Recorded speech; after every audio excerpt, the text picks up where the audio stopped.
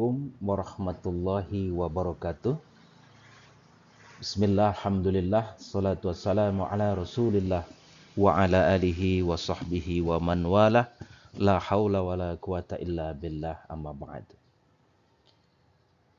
Apa kabar para mahasiswa sekalian? Semoga kita semua dalam keadaan sehat walafiat, ya, sehingga kita bisa melaksanakan segala rutinitas kita.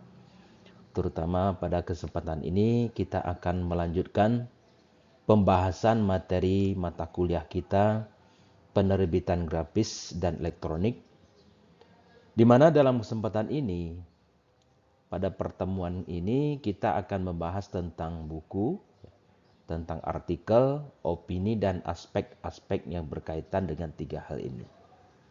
Baik. Selanjutnya, yang pertama kita akan melihat apa pengertian dari buku. Mungkin kita dalam kehidupan sehari-hari sering bertemu dengan buku, ya, sering melihat buku, sering berinteraksi dengan buku. Nah, dalam hal ini kita akan melihat apa pengertian dari buku. Kalau menurut Kamus Besar Bahasa Indonesia, yang dikatakan buku itu adalah lembar kertas yang berjilid, berisi tulisan ataupun kosong. Kalau dia tidak berjilid, kalau menurut Kamus Besar Bahasa Indonesia, bukan buku namanya. Ya, jadi dia berjilid, kemudian berisi tulisan ataupun kosong, ya, belum ada tulisan. Itu bisa dikatakan buku. Nah, kemudian itu menurut Kamus Besar Bahasa Indonesia. Kemudian menurut Kurniasi, ya, buku itu adalah buah pikiran, ya, buah pikiran yang berisi ilmu pengetahuan, hasil analisis terhadap kurikulum secara tertulis. Ya. Jadi buku disusun menggunakan bahasa sederhana, menarik dan dilengkapi gambar serta daftar pustaka. Itu menurut Kurniasi. Nah, kemudian dalam bahasa Indonesia kita ada mengenal istilah yaitu kitab. Dari bahasa Arab itu, kitab itu kitabun, yang artinya adalah buku, buku dalam bahasa Indonesianya. Nah, itu beberapa pengertian secara singkat berkaitan dengan buku. Nah, kemudian bagaimana sejarah dari lahirnya buku ini, adanya buku, timbulnya buku. Nah, kalau kita melihat dari sejarah itu ya, awalnya timbulnya buku atau lahirnya buku ini pertama disebutkan lahir di Mesir pada tahun 2400-an sebelum Masehi. Ya. Di sana ada istilah papirus, ya, papirus, ya, kemudian dikumpulkan menjadi sebuah buku. Kemudian dalam sejarah kita tahu bahwa ada sejarah lain bahwa mengatakan buku sudah ada sejak zaman Sang Buddha di Kamboja. Ada juga sejarah yang mencatat bahwa buku yang terbuat dari kertas itu ada setelah Tiongkok berhasil menciptakan kertas pada tahun 200-an sebelum Masehi dan terus berkembang. Kemudian ada penemuan yang dilakukan oleh Gutenberg, ya, lembaran kertas, penemuan kertas yang akhirnya bisa terjadi buku yang berkembang sampai sekarang ini. Nah, itu tentang sejarah buku. Nah, kemudian apa jenis-jenis buku? Mungkin ini jenis-jenis ini pernah kita lihat dalam kehidupan sehari-hari. Pertama ada novel. Dia berisi karangan fiksi, prosa dan lain sebagainya, ya, karangan fiksi, memiliki alur cerita dan sebagainya. Kemudian ada majalah. Ya, majalah. Kemudian ada kamus yang berisi pengertian dari kata-kata. Kemudian ada komik, ya. Komik itu cerita bergambar. Kemudian ada kitab suci, salah satu contohnya Al-Quran, Injil, Zabur, Taurat dan sebagainya. Kemudian ada biografi, cerita seseorang. Kemudian ada naskah. Itu adalah beberapa jenis buku. Nah, kemudian apa saja aspek-aspek yang terdapat pada buku? Yang pertama aspek karya, creation, ya. Artinya sebuah buku itu merupakan karya dari seorang penulis, ya. yang dihasilkan dari buah pikirannya. Nah, itu adalah aspek karya. Kemudian ada aspek informasi, ya. Aspek informasi artinya buku itu mengandung informasi, yang akan diinformasikan, yang akan dikomunikasikan kepada pembaca atau masyarakat. Kemudian ada aspek pengetahuan, knowledge, ya. Jadi buku itu mengandung pengetahuan yang akan disampaikan kepada para pembaca atau para masyarakat. Nah, itulah beberapa hal yang berkaitan dengan buku. Nah, kemudian kita berlangkah atau lanjut pembahasan tentang artikel jurnal dan aspeknya. Pertama kita akan membahas apa itu jurnal. Artikel jurnal, bukan jurnal, artikel jurnal.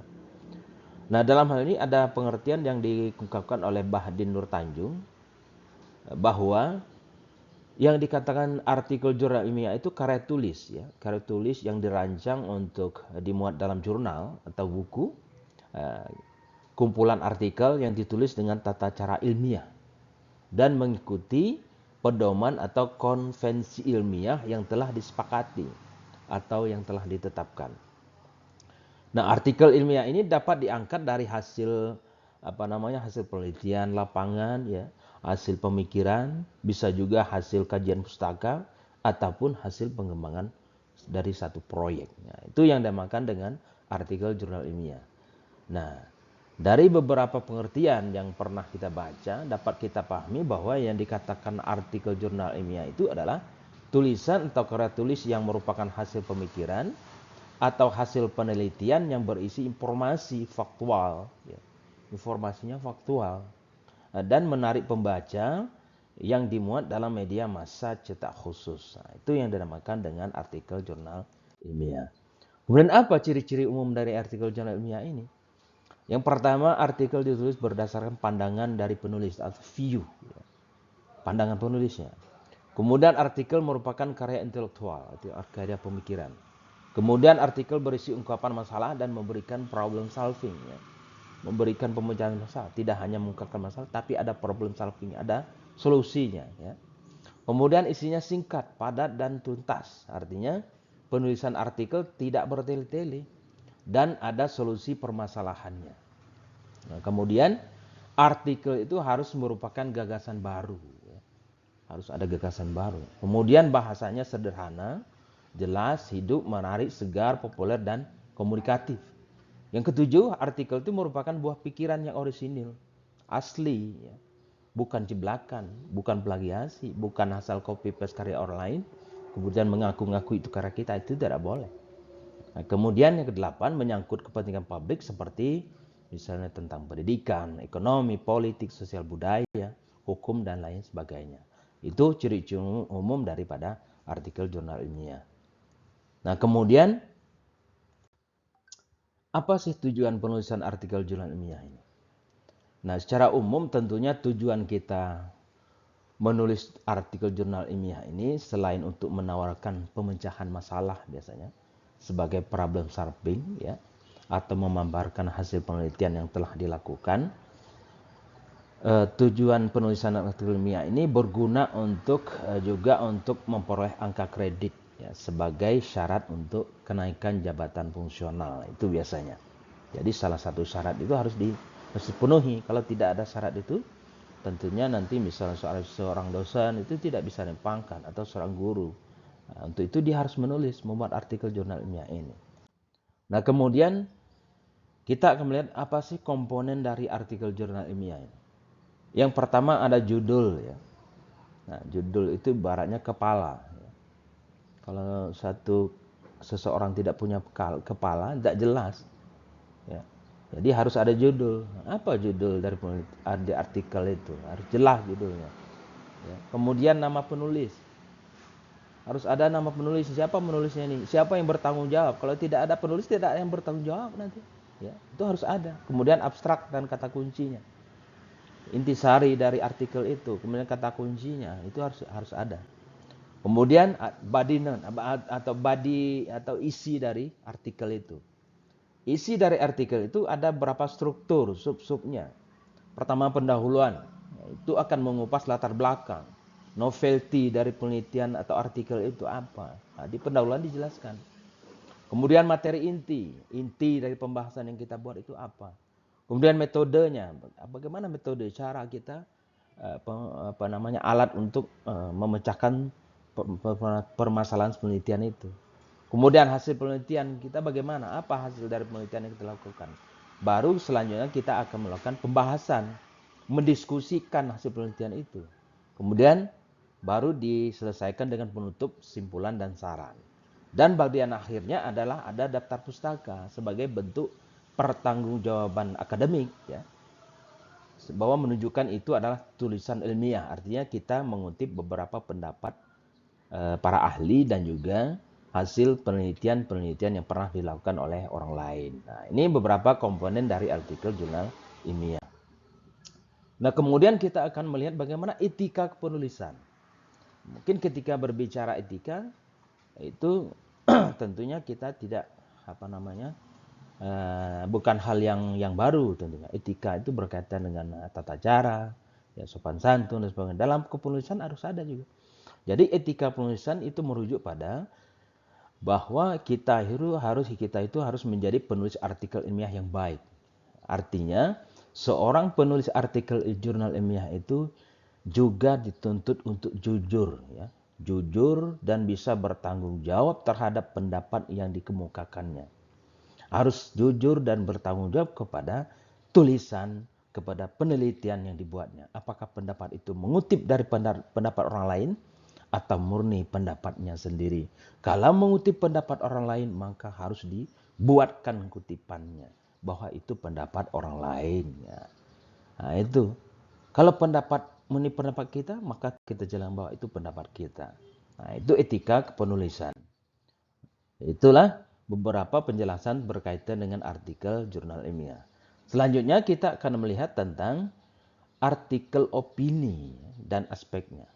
Berbicara opini tentunya tidak terlepas dari misalnya surat kabar, koran dan sebagainya. Nah, apa itu opini? Opini itu adalah opinion, adalah satu pendapat, ide atau pikiran untuk menjelaskan kecenderungan atau preferensi tertentu terhadap perspektif dan ideologi, ya. Akan tetapi bersifat tidak objektif karena belum mendapatkan pemastian atau pengujian. Ini baru ide atau pemikiran saja, jadi belum ada penelitian secara mendalam. Nah, kemudian ada pengertian opini menurut Leonardo. Beliau mengatakan opini itu adalah salah satu sikap atau pendapat yang dikeluarkan seseorang mengenai sebuah masalah atau persoalan dan kejadian yang sedang terjadi maupun yang sudah terjadi. Nah, apa sih ciri-ciri dari opini? Yang pertama, isi dari opini itu merupakan sebuah hasil pemahaman atau penilaian seseorang terhadap suatu peristiwa atau kejadian yang terjadi. Misalnya sekarang lagi tren tentang masalah pencapresan, ya. Maka itulah yang kita angkat, kemudian kita berikan pemikiran kita, ide gagasan kita berkaitan dengan masalah yang sedang tren sekarang. Kemudian kedua, opini juga belum tentu benar. Jadi perlu pembuktian untuk mengetahui kebenarannya, oleh karena itu memerlukan bukti-bukti yang tepat. Kemudian yang ketiga, biasanya pernyataan opini itu hanya berupa suatu saran atau usul saja terhadap suatu peristiwa atau kejadian. Hanya saran dan usul isinya. Biasanya di opini seperti itu. Kemudian dalam mengungkapkan sebuah opini, umumnya selalu diawali menggunakan kalimat, ya, contohnya misal mungkin, misal, bisa saja, bisa jadi, menurut pendapat saya, menurut saya, dan lain sebagainya. Itu adalah ciri-ciri daripada opini. Kemudian apa sih struktur dari opini ini? Pertama, strukturnya adalah pernyataan pendapat atau tesis. Ya, tesis bisa dari tesis pendapat kita atau pendapat orang lain, dikemukakan di dalam opini itu. Kemudian argumentasi yang kita sampaikan berdasarkan hasil pemikiran kita, ya. Kemudian pernyataan atau penegasan ulang pendapat, reiteration, ya. Reiteration. Artinya pernyataan atau penegasan ulang pendapat. Nah, dalam opini itu terdapat yang namanya 3 struktur ini. Nah, kemudian kita akan melihat bagaimana sih contoh-contoh kalimat opini itu. Contoh misalnya, hidup di pedesaan akan jauh lebih enak daripada hidup di perkotaan. Itu contoh. Itu hanya satu pendapat. Karena belum tentu kebenarannya itu. Karena kita hanya melihat sepintas. Kita mengira bahwa orang yang di desa itu lebih enak. Ya. Padahal belum tentu. Maka perlu penelitian lebih lanjut sebenarnya. Misalnya menjadi orang kaya itu tidaklah mudah. Atau mungkin para koruptor akan lebih jeram bila pemerintah menerapkan hukuman mati. Atau Indonesia akan kaya, Indonesia akan jaya bila negara ini dipimpin oleh seorang pemuda. Es jeruk ini rasanya sangat asam. Kemudian mereka tidak menyukainya, mungkin karena dia adalah seorang mantan nabi dan sebagainya. Dan contoh-contoh lain yang berupa pendapat, opini yang belum tentu kebenarannya dan masih perlu dilakukan penelitian secara lanjut. Para mahasiswa sekalian yang berbahagia, mungkin itu materi kita pada kesempatan kali ini. Bapak harap mudah-mudahan bisa dipahami dan nanti untuk lebih jelasnya mungkin mahasiswa bisa mencari materi-materi di sumber-sumber yang lain sehingga nanti bisa memperkaya wawasan kita. Demikian yang dapat Bapak sampaikan, lebih kurang mohon maaf. Assalamualaikum warahmatullahi wabarakatuh.